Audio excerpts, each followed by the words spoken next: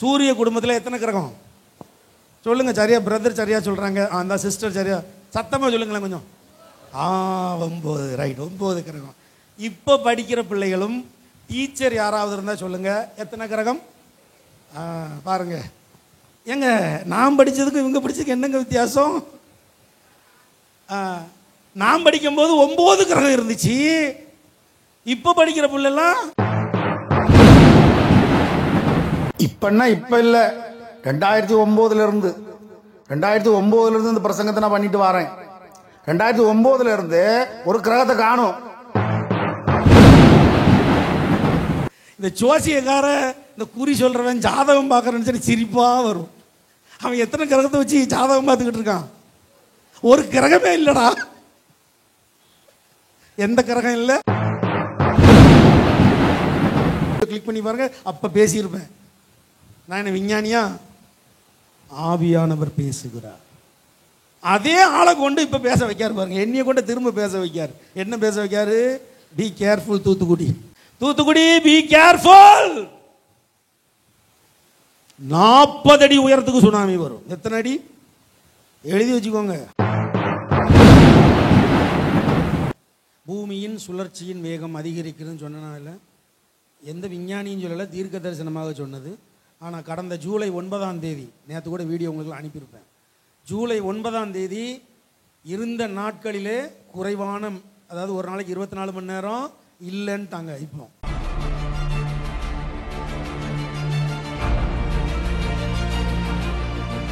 உலக வரலாற்றிலேயே மிக குறுகிய நாளாக நேற்றைய தினம், அதாவது ஜூலை 9ஆம் தேதி பதிவாகியுள்ளது.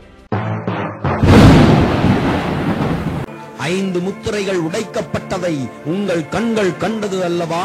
6ஆம் முத்திரை உடைக்கப்பட போவதும் சத்தியமான உண்மை. ஒவ்வொரு முத்திரை உடைக்கப்பட்ட போதும் பூமியிலே பயங்கரங்கள் நிகழ்ந்ததும் உண்மை. 6ஆம் முத்திரை உடைக்கப்படும் போது அதிபயங்கர நிகழ்ச்சி நிகழப்போவதும் உண்மை. 6ஆம் முத்திரை உடைக்கப்பட போவதை விஞ்ஞான பூர்வமாக இப்பொழுது நிரூபித்துக் கொண்டிருப்பதை பாருங்கள். நட்சத்திரத்தில் ஒரே ஒரு நட்சத்திரத்தை மட்டும் விஞ்ஞானி சொல்லியிருக்கிறாங்க, பூமியில் மோத வந்து கொண்டிருக்கிறதுன்னு அறிவிப்பு கொடுத்தாச்சு. நமக்கு தான் புரியாது இல்லை, அறிவிப்பு கொடுத்து யாருக்கா தெரியுமா? நம்ம தான் இந்த மாமி மருமவை சண்டை போடுற சீரியலை விட்டா வேற எதையுமே பார்க்கறது கிடையாது. எல்லா அண்ட சராசரத்தையும் படைத்தவர் சிங்காசனத்திலே அமர்ந்திருக்கிறார். அவருக்கு வானம் சிங்காசனமா இருக்கு, உட்கார்ந்து இருக்கிற ஒரு இடம்.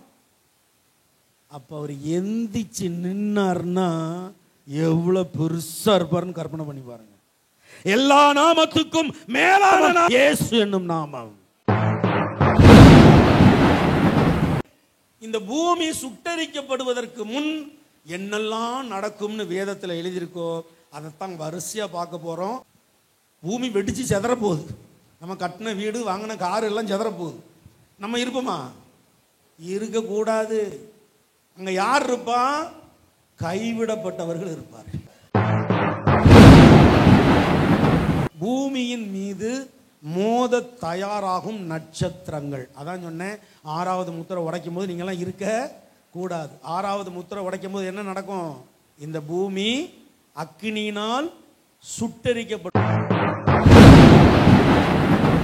இயேசுவுக்கும் அந்தி கிறிஸ்துவுக்கும் நேரடியா நடக்கிற சண்டை அது. ஆமா, இயேசுவுக்கும் அந்தி நேரா சண்டை போடுவாங்க, நேருக்கு நேர் யுத்தம். அதுக்கு பேர் தான் அர்மகெதான் யுத்தம். இந்த உலகம் அக்கினியினால அழிக்கப்படுமா? அதோடு கூட அர்மகெதான் யுத்தத்தை குறித்தும் சொல்லப்பட்டிருக்கிறது.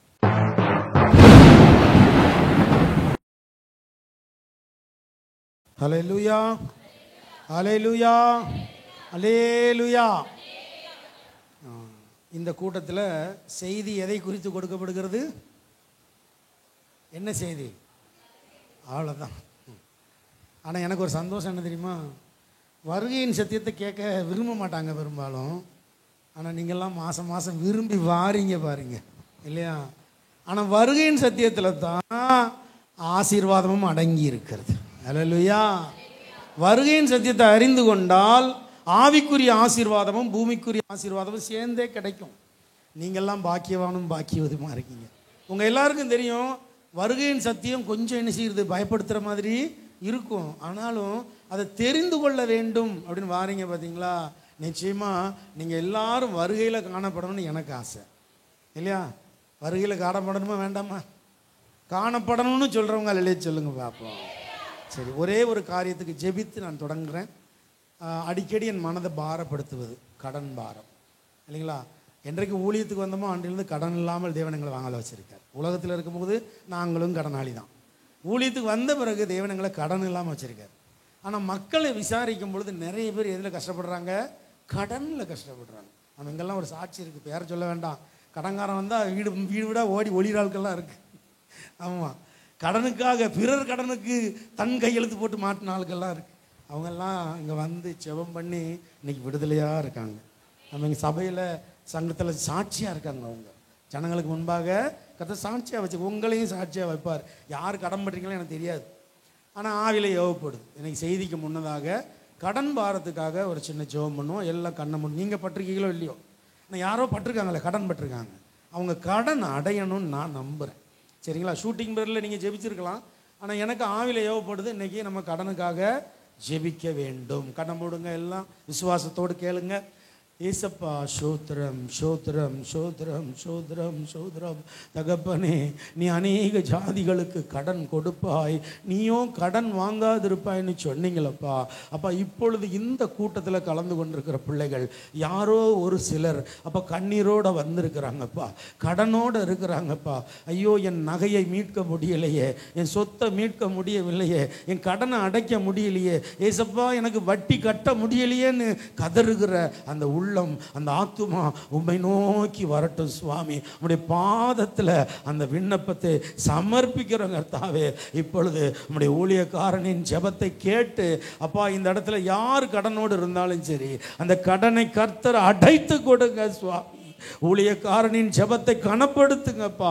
நீ மிகவும் பிரியமானவன், ஆதலால் நீ வேண்டிக் கொள்ள தொடங்கின போதே கட்டளை வெளிப்பட்டதுன்னு சொன்னீங்களப்பா.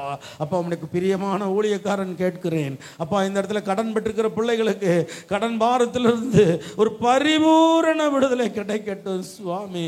அப்பா, சீக்கிரத்தில் வந்து சாட்சி சொல்லணும். அடுத்த மாதம் இந்த பிள்ளைகள் சாட்சி சொல்லணும். ஒரு அதிசயம் நடக்கட்டும், ஒரு அற்புதம் நடக்கட்டும். தாழ்த்தி வெறுமையாக்கி உங்க கரத்திலே கொடுக்கிறோம். மீட்பரும் இரட்சகரும் ஆகிய இயேசு கிறிஸ்துவின் இன்ப நாமத்தில் ஜெபம் கேளும் நல்ல பிதாவே. ஆமேன் ஆமேன். அல்லேலூயா அல்லேலூயா அல்லேலூயா. மொத்தம் எத்தனை முத்திரைகள்? 7 முத்திரை. போன மாதம் வரைக்கும் எத்தனை முத்திரை பார்த்தோம்? 5 முத்திரை பார்த்துட்டோம். இந்த 5 முத்திரையும் நீங்கள் பார்த்த காட்சிகளும் வேத வசனமும் உண்மையா பொய்யா? அப்போ வேதத்தில் சொல்லப்பட்ட இந்த 5 முத்திரைகளில் எழுதப்பட்டிருக்கிற காரியங்கள் நம்முடைய காலத்தில் நடந்துட்டா நடக்கலையா? நடந்துட்டு. நேற்று கூட துருக்கியில் பார்த்துருப்பீங்க பூகம்பம், நேற்று கூட இல்லையா? நம்ம வட மாநிலத்தில் பார்த்துருப்பீங்க உத்தரகாண்ட் வெள்ளம், பார்த்தீங்களா? வீட்டெல்லாம் அடிச்சுட்டு போகுது. நம்ம தூத்துக்குடியே பார்த்தோம், வெள்ளத்தில் மிதந்தது இல்லையா? ஸோ எல்லா சம்பவங்களும் நிறைவேற தொடங்கி விட்டது. 5 முத்திரைகளில் சொல்லப்பட்டது உண்மையாகவே நடக்கிறது என்றால் 6வது முத்திரையும் நடக்குமா நடக்காதா? நடக்கும். ஆனால் ஒரே ஒரு வித்தியாசம் என்ன தெரியுமா? அப்போ நம்ம இருக்கக்கூடாது. 5 முத்திரைகள் வரைக்கும் பார்க்கலாம், ஒன்றும் பிரச்சனை இல்லை. உலகத்தில் நடக்கு, அங்கே நடக்கு, இங்கே நடக்கு, எங்கேயோ நடக்கு, நமக்கு நடக்கலை.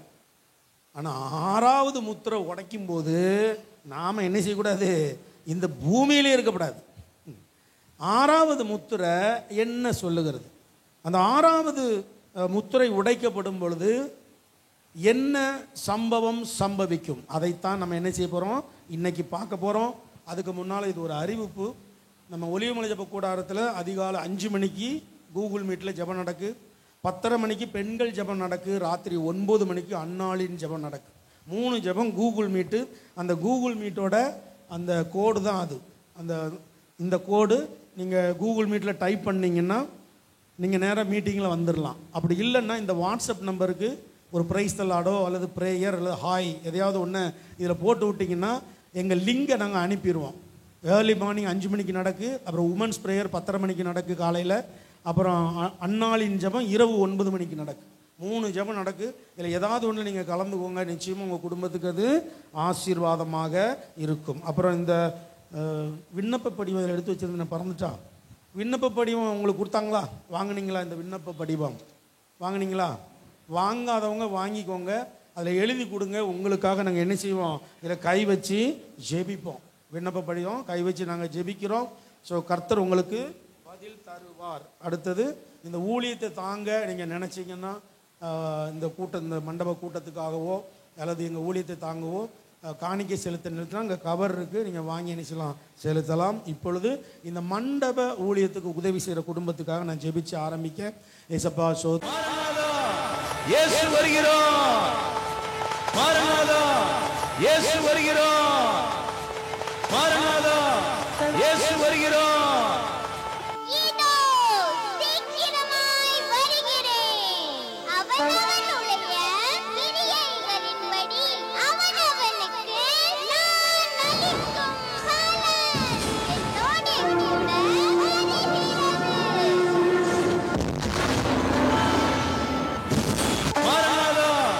இயேசு வருகிறோம், மாரநாதா இயேசு வருகிறோம், மாரநாதா இயேசு வருகிறோம்.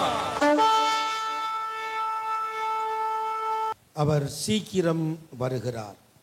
அவனவனுடைய கிரியைகளின்படி அவனவனுக்கு அவர் அளிக்கும் பலன் அவரோடு கூட வருகிறது. கடந்த மாதம் வரை பார்த்தது. முதலாவது முத்திரை உடைக்கப்படும் பொழுது என்ன நடக்கும், இரண்டாவது முத்திரை உடைக்கப்படும் பொழுது என்ன நடக்கும், மூன்றாவது முத்திரை உடைக்கப்படும் பொழுது என்ன நடக்கும், நான்காவது முத்திரை உடைக்கப்படும் பொழுது, ஐந்தாவது முத்திரை உடைக்கப்படும் பொழுது, இந்த 5 முத்திரைகள் வரை உள்ளதை நம்ம பார்த்துட்டோம். இன்று 6வது முத்திரை. இந்த 6வது முத்திரை உடைக்கப்படும் பொழுது என்ன நடக்கும்? ஒரு 7 அடையாளம் கொண்டு வந்திருக்கிறேன். 7ஐயும் பார்க்க நேரம் இருக்கான்னு பார்ப்போம். 6வது முத்திரை உடைக்க போறாரு அப்படிங்கிறதுக்கு அடையாளம். உடைச்சிட்டாரு அப்படி இல்லை, உடைக்க போறாரு. அதுக்கு சில அடையாளங்கள் வேதத்தில் கொடுக்கப்பட்டிருக்கிறது. அதை ஒன்னொன்னா நம்ம பார்க்க போறோம். முதல்ல, பூமியின் மீது மோத தயாராகும் நட்சத்திரங்கள். அதான் சொன்னேன், 6வது முத்திரை உடைக்கும் போது நீங்களாம் இருக்க கூடாது. 6வது முத்திரை உடைக்கும் போது என்ன நடக்கும்? இந்த பூமி அக்கினியினால் சுட்டரிக்கப்படும். நோவாவின் காலத்தில் பூமியை கர்த்தர் எப்படி அழைச்சாரு? பூமியில் உள்ள மக்கள் எல்லாம் எப்படி அழைச்சாரு? ஜலத்தினால் இல்லையா? அந்த ஜலம் எங்கிருந்து வந்துச்சு? பூமிக்கு அடியிலிருந்தும் வானத்திலிருந்து 2 பக்கம் இருந்து வந்துச்சுல. அதே மாதிரி இந்த பூமிக்கு அடியிலிருந்து ஒரு நெருப்பு வரும், வானத்துக்கு மேலிருந்து ஒரு நெருப்பு வரும். 2 நெருப்பு வரும். இந்த 2 நெருப்பும் சேர்ந்து இந்த பூமியை சுட்டரிக்கும். வசனம் உங்களுக்கு வரிசையா வந்து கொண்டே இருக்கும். முதலாவது, இந்த உலகம் அக்கினியினால அழிக்கப்படுமா? அதோடு கூட அர்மகெதான் யுத்தத்தை குறித்தும் சொல்லப்பட்டிருக்கிறது. இந்த உலகம் அக்கினியினால் அழிக்கப்படுவதற்கு முன்னதாக அர்மகெதான் யுத்தம் கட்டாயம் நடக்கும். 3ஆம் உலக போற சொல்லலை நான். இயேசுவுக்கும் அந்தி கிறிஸ்துவுக்கும் நேரடியாக நடக்கிற சண்டை அது. ஆமாம், இயேசுவுக்கும் நேராக சண்டை போடுவாங்க. நேருக்கு நேர் யுத்தம் அது. அதுக்கு பேர் தான் அர்மகெதான் யுத்தம். அந்த யுத்தம் நடந்த பிறகுதான் இந்த உலகமே என்ன செய்யும்? அக்கினியினால சுட்டரிக்கப்படும். இப்ப வாசிங்க, வெளிப்படுத்தின விசேஷம் 6ஆம் அதிகாரம் 12-13 வசனங்கள். அவர் 6ஆம் முத்திரையை உடைக்க கண்டேன். இதோ பூமி மிகவும் அதிர்ந்தது. சூரியன் கருப்பு கம்பளியைப் போல கருத்தது. சந்திரன் இரத்தம் போலாயிற்று. அத்தி மரமானது பெருங்காற்றினால் அசைக்கப்படும் போது அதன் காய்கள் உதிர்கிறது போல வானத்தின் நட்சத்திரங்களும் பூமியிலே விழுந்தது. வானத்தின் நட்சத்திரங்கள் எல்லாம் இந்த பூமியிலே விழுந்து இந்த பூமியை அழிக்கும். அதற்கு முன்னதாக என்ன நடக்குமா? பூமி மிகவும் அதிர்ந்தது, பூகம்பம். 2வது, சூரியன் கருப்பு கம்பளியை போல கருத்தது. முதல் மீட்டிங்கில் காமிச்சேன். அது என்ன மண்டபம்? பேர் மறந்து போச்சு. பாம்ஸ் கால். ஃபர்ஸ்ட் மீட்டிங்கில் அதை காமிச்சேன். சூரிய புயல் வந்து சூரியனின் ஒரு பகுதி கருக்க தொடங்கி விட்டது. 2வது, சந்திரன் ரத்தம் போல் ஆயிற்று. அதுவும் பார்த்தோம். பல முறை சந்திரன் ரத்தமாக மாறியதை பல வீடியோ ஆதாரங்களோட காமிச்சிருக்கிறோம். அப்புறம் கடைசியா நடக்க போறது தான், அத்திமரமானது பெருங்காற்றினால் அசைக்கப்படும் போது அதன் காய்கள் உதிர்கிறது போல வானத்தின் நட்சத்திரங்களும் பூமியிலே விழுந்தது. நம்ம ஊர்ல அத்திமரம் இல்லை. அந்த காலத்தில் ஹைவேல புளிய மரம் நிறைய இருக்கும், இல்லை வேப்ப மரம் அந்த எய்த்தாப்பில் இருக்குது. வேப்பங்காய் இந்த கூட பக்கத்தில் நிறைய உளுந்து கிடக்கு. புளியம் மரத்தை அசைச்சா புளியம்பழம் என்ன செய்யும்? பொத்து பொத்துன்னு விழும்ல. அதே மாதிரி கர்த்தர் வானத்தின் சத்துவத்தை அசைப்பார். அப்பொழுது வானத்தில் இருக்கிற நட்சத்திரங்கள்லாம் என்ன செய்யும்? பொத்து பொத்துன்னு வந்து இந்த பூமியில வந்து மோத ஆரம்பிக்கும். பூமி வெடித்து சிதறும். இதுதான் 6வது முத்திரை. அப்ப நம்ம இருப்போமா? பூமி வெடிச்சு சிதற போகுது. நம்ம கட்டின வீடு, வாங்கின கார் எல்லாம் சிதற போகுது. நம்ம இருப்போமா? இருக்கக்கூடாது. அங்க யார் இருப்பா? கைவிடப்பட்டவர்கள் இருப்பார்கள். அந்த தருணத்தை யார் அனுபவிப்பார்கள்? கைவிடப்பட்டவர்கள். ரகசிய வருகையில எடுத்துக்கொள்ளப்பட்டவர்கள் அதை மேல இருந்து பார்த்துக்கிட்டு இருப்பாங்க. கர்த்தரோடு கூட இந்த பூமி வெடிக்கிறத அவங்க மேல இருந்து அப்படி பார்ப்பாங்க, எடுத்துக்கொள்ளப்பட்டவர்கள். ஆனா அந்த பூமியில வாழ்வாங்க ஒரு கூட்டம், கோடிக்கணக்கான பேர் வாழ்ந்து கொண்டிருப்பாங்க. உயிரோட வாழ்ந்து கொண்டிருப்பாங்க. அந்த அர்மகதான் யுத்தத்தில் அந்தி கிறிஸ்துக்கு பின்னால வந்து நிற்பாங்க அவ்வளவு பேர். அந்தி கிறிஸ்து தலைமையேற்று நிற்பான். கர்த்தர் மேகத்தின் மீது வருவார், வந்து பூமியில இறங்குவார். ஆமாம், அதெல்லாம் இப்போ உங்கள் வீடியோவாக வரும்.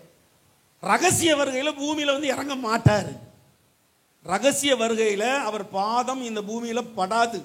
அவர் எங்க வந்து நிற்பார்? ரகசிய வருகையில் மேகத்தில் நிற்பார்.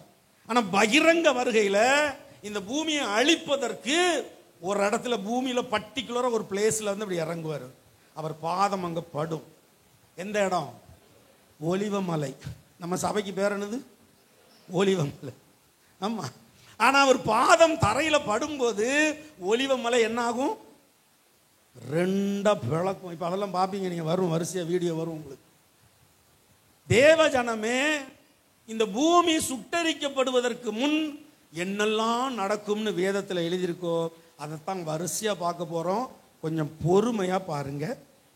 இங்கே வானத்தின் நட்சத்திரங்களும் பூமியிலே விழும் என்று எழுதப்பட்டிருக்கிறதா?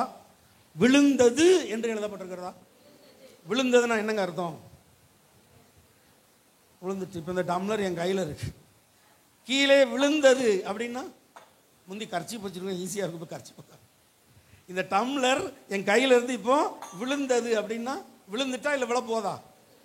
அப்படிங்க என்ன எழுதியிருக்கு? என்ன விழுந்தது? வானத்தின் ஒரு நட்சத்திரமா 2 நட்சத்திரமா? நட்சத்திரங்களும்னா நிறைய.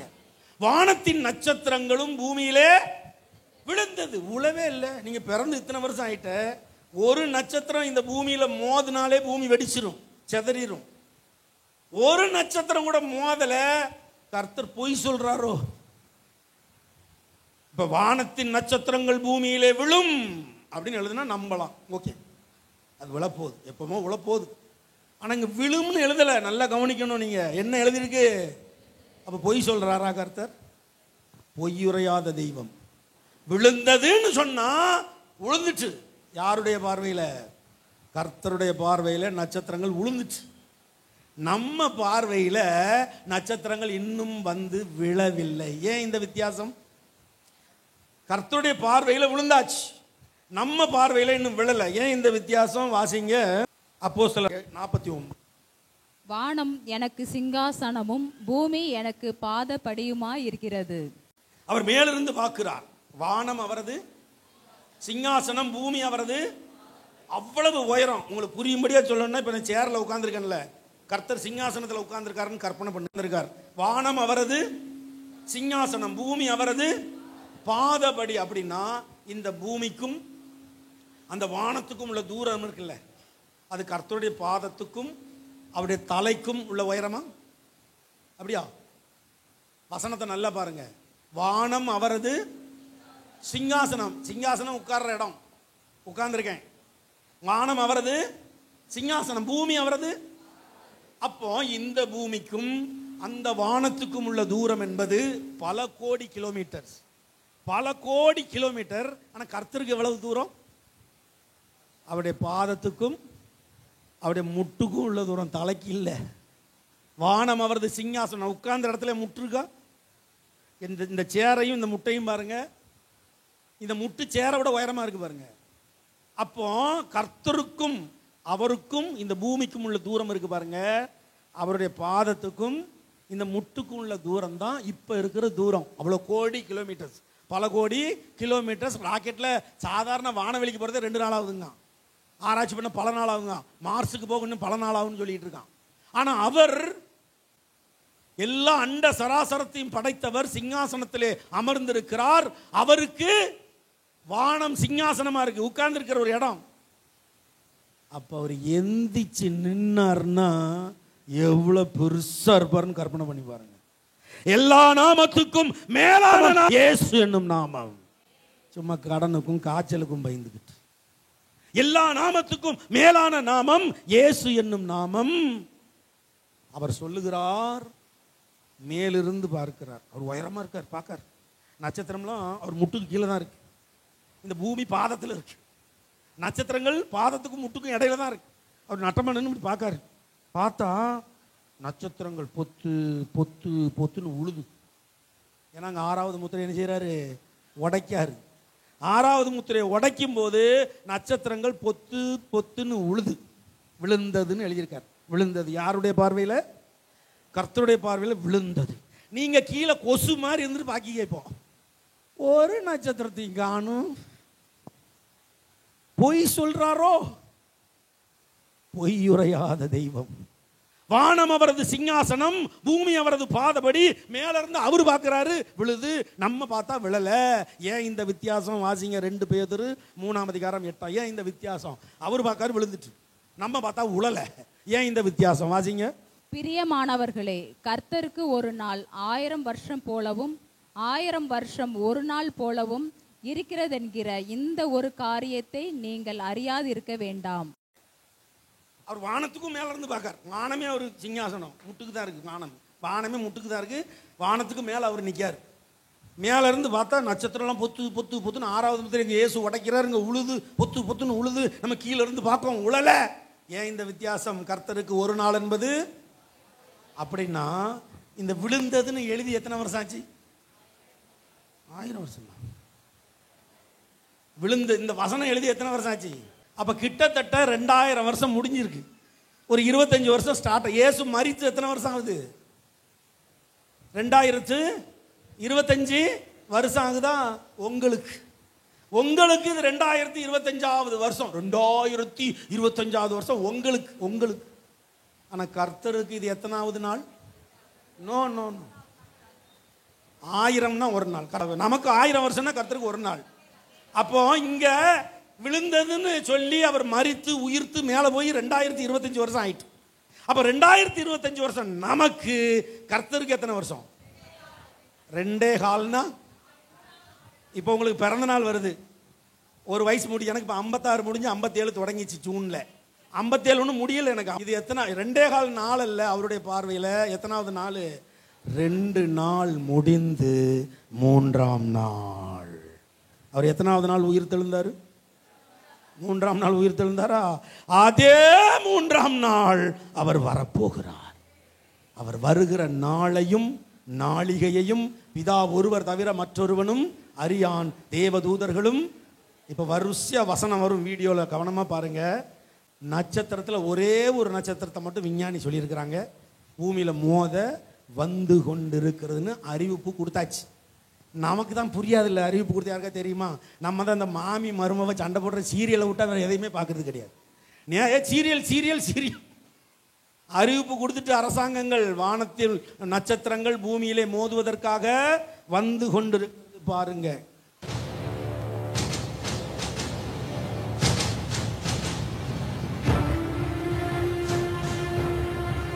அவர் 6ஆம் முத்திரையை உடைக்க கண்டேன். வெளிப்படுத்தின விசேஷம் 6ஆம் அதிகாரம் 12ஆம் வசனத்திலே 6ஆம் முத்திரை உடைக்கப்படுகிறது.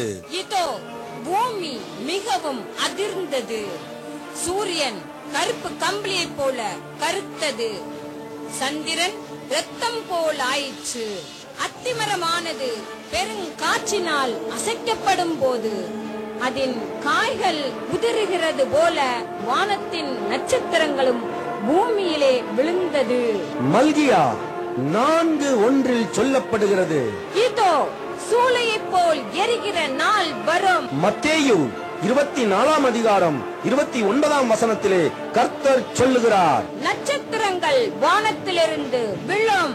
சங்கீதம் 2:12 சொல்லப்படுகிறது, கொஞ்ச காலத்திலே அவருடைய கோபம் பற்றி எரியும்.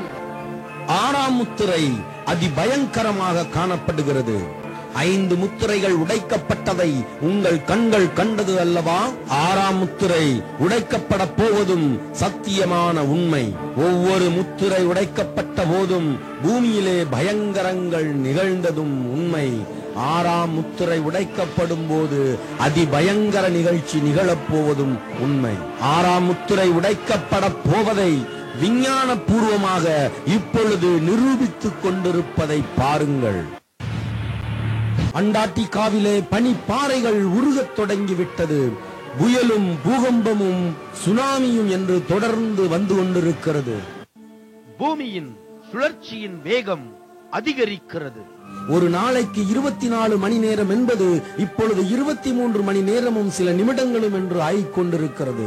இவையெல்லாம் பிளானட் எக்ஸ் பூமியில் நெருங்க நெருங்க ஏற்படுகிற மாற்றங்கள். நோவாவின் காலத்தில் இந்த உலகம் எப்படி ஜலத்தினால் அழிக்கப்பட்டதோ அப்படியே அக்னியினால் அழிக்கப்பட போகிறது என்று நீங்கள் கேள்விப்பட்டு கொண்டு வந்திருக்கிற ரகசியம் இதுதான். 2009 வெளியிடப்பட்ட வீடியோ இது. 2017 வருஷம் ஆகி போச்சு. அதில் ஒன்று சொல்லியிருப்பேன் நான், நீங்கள் கவனிச்சிங்களான்னு தெரில. பூமியின் சுழற்சியின் வேகம் அதிகரிக்கிறதுன்னு சொன்னனால எந்த விஞ்ஞானியும் சொல்லலை, தீர்க்க தரிசனமாக சொன்னது. ஆனால் கடந்த ஜூலை 9ஆம் தேதி, நேற்று கூட வீடியோ உங்களுக்கு அனுப்பியிருப்பேன், ஜூலை 9ஆம் தேதி இருந்த நாட்களிலே குறைவான, அதாவது ஒரு நாளைக்கு 24 மணி நேரம் இல்லைன்ட்டாங்க. இப்போ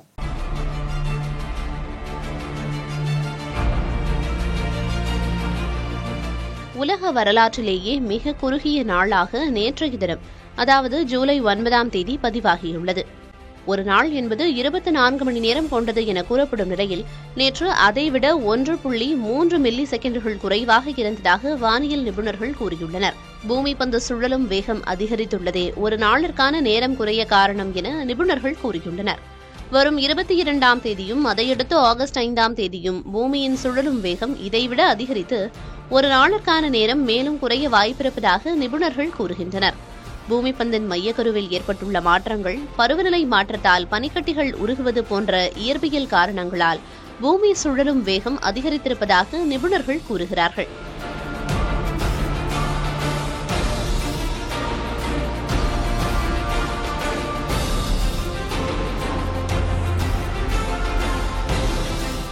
அதே நேரம் சந்திரன் பூமி பந்தை சற்றே கூடுதலாக நெருங்கி வந்ததே இதற்கு காரணம் என மற்ற சிலர் யூகிக்கின்றனர். என்ன காரணமாக இருந்தாலும் பூமி சுழலும் வேகம் அதிகரிப்பதை ஒரு எச்சரிக்கையாகவே கருத வேண்டும் என்றும் வானியல் மற்றும் புவியியல் நிபுணர்கள் கூறுகின்றனர். இப்போ என்னது, ஒரு நாளைக்கு 24 மணி நேரம் கிடையாது, 23 மணி நேரமும் 58 நிமிடம், 2 நிமிஷத்தை காணும். பூமி உங்களுக்கு தெரியுதா, நாட்கள் வேகமாக போகுது, வருஷங்கள். ஏன்னா பூமியின் சுழற்சியின் வேகம் அதிகரிக்க தொடங்குகிறது, பூமியின் உள்வட்டம் மாற்றி சுட்ட தொடங்குகிறது. அதெல்லாம் வசனத்தோட இப்போ உங்களுக்கு வரும். ஆனால் இதெல்லாம் 2009 சொல்லி முடிச்சாச்சு.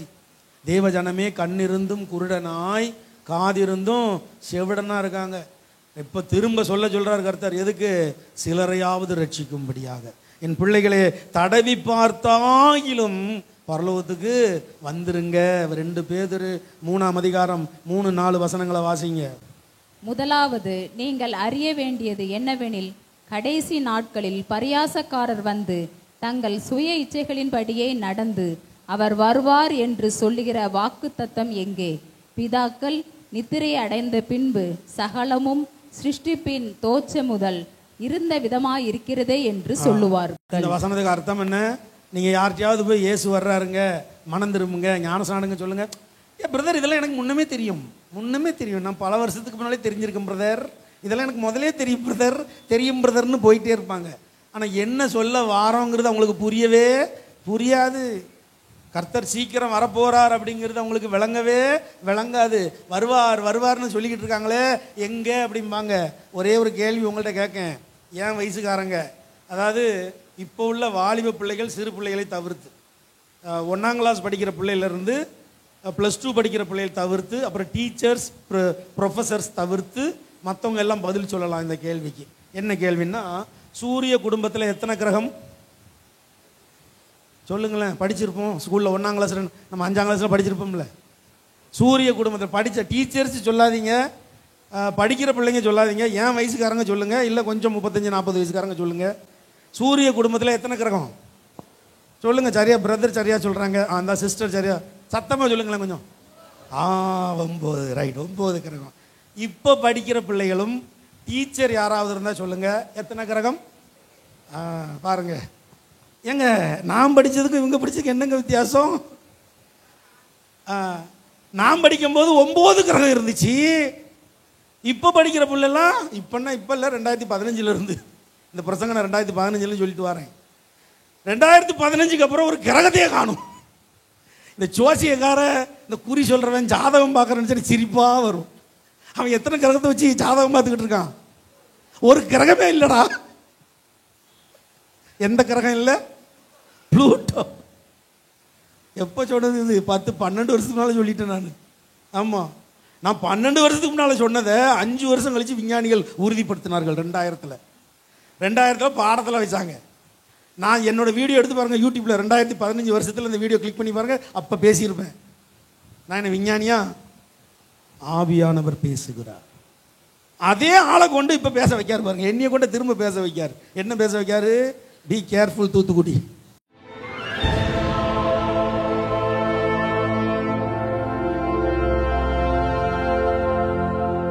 முன்னொரு காலத்துல சூரியனை சுத்தி 9 கிரகங்கள் வலம் வந்ததாகவும் அதுல முக்கியமா புளூட்டோங்கிற கிரகம் கடைசியா 9வது கிரகமா இருந்ததாகவும் வந்து பாத்தீங்கன்னா இப்போதைக்கு 2K கிட்ஸ் எல்லாருமே கண்டிப்பா ஹிஸ்டரி புக்ல படிச்சுட்டு இருப்பீங்கன்னு நினைக்கிறேன். சோ அந்த வகையில எனக்கு தெரிஞ்சு 90s கிட்ஸ்க்கு மட்டுமே சொந்தமான அந்த புளூட்டோ பிளானட்டை பத்தி தான் பாத்தீங்கன்னா நாம இன்னைக்கு பார்க்க போறோம். இந்த புளூட்டோ வந்து ஆரம்ப காலகட்டங்கள்ல நம்ம நெப்டியூன் அளவுக்கு ரொம்பவே பெருசா தான் இருந்திருக்கும் சொல்லி பாத்தீங்கன்னா பேசப்பட்டு இருந்துச்சு. அண்ட் கொஞ்சம் டைம் ஆக அதோட ஒரிஜினல் சைஸ் பாத்தீங்கன்னா கன்ஃபார்ம் செய்யப்பட்டுச்சு. 2006 அந்த டைம்ல தான் வந்து பாத்தீங்கன்னா புளூட்டோ சூரிய குடும்பத்துல ஒரு பிளானட்டே கிடையாதுன்னு சொல்லி பார்த்தீங்கன்னா முடிவும் செஞ்சாங்க. Thoothukudi be careful. 40 அடி உயரத்துக்கு சுனாமி வரும். எத்தனை அடி எழுதி வச்சுக்கோங்க? 40 அடி உயரம். ஆமா, நம்ம சேர்த்து வச்ச சொத்து சுகம்லாம் வரவே வராது. இது ரொம்ப சந்தோஷமா கழிப்பா வாழ வேண்டிய காலம் அல்ல.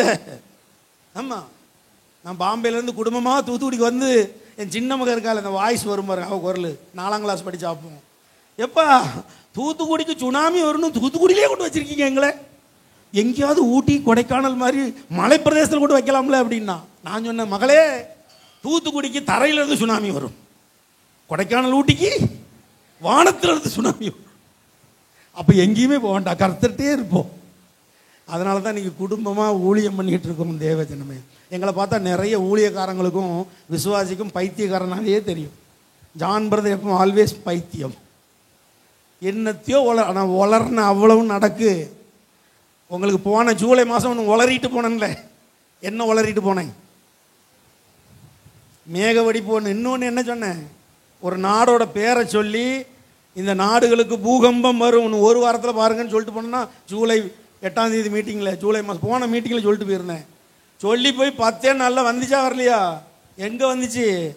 ரஷ்யாவில் சீனாவிலலாம் என்ன வந்துச்சு? சுனாமியும் பூகம்பமும் வந்துச்சா வரலையா? அந்த வீடியோ யூடியூப்பில் இருக்கு பாருங்கள். நான் சொன்ன வீடியோ பேரை சொல்லிட்டு போயிருப்பேன். இந்த நாட்டில் பூகம்பம் வரும்.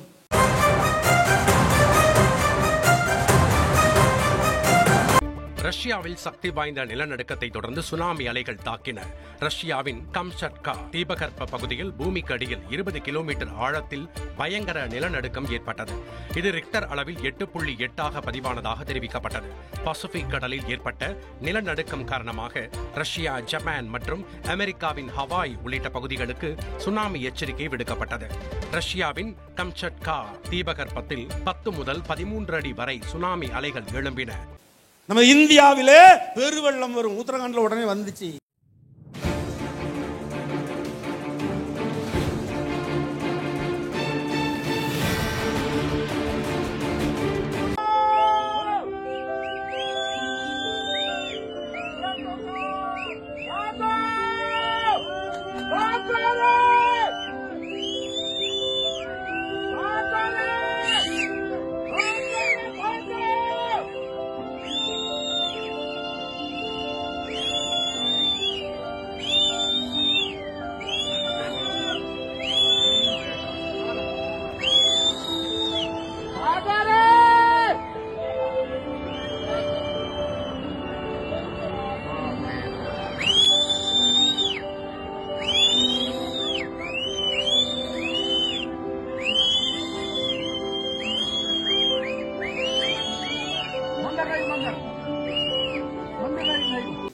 தேவ ஜனமே, தூத்துக்குடி மக்கள் பாதுகாக்கப்பட வேண்டும். உங்களை பயங்காட்டுறதுக்கெல்லாம் வரல பிரதர் ஜான், வேறு வேலை இல்லையா எனக்கு.